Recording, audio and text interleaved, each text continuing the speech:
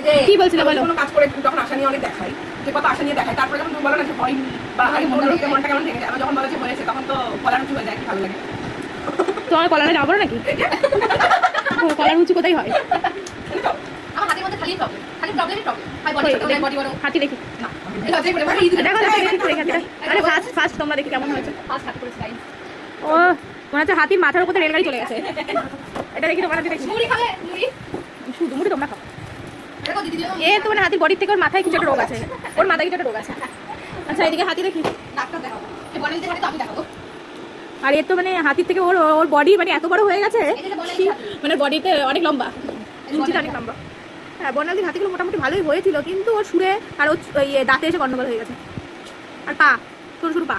রূপসা হাতিটা দেখাও, বাচ্চা হাতি। হ্যাঁ রূপসা হলো আমাদের বাচ্চা, ওর একদম ছোট ছোট বাচ্চা বাচ্চা হাতি করেছে, কিন্তু ওর ওইটা আবার কি দিয়ে দিয়েছিস? আমি চোখ এখনো দেখাইনি রে, চোখ দেখে গেলি কেন? আমার চোখটা পুরো ইনোসেন্ট চোখ করে। ভগবান আমি তো চোখ দেখাইনি।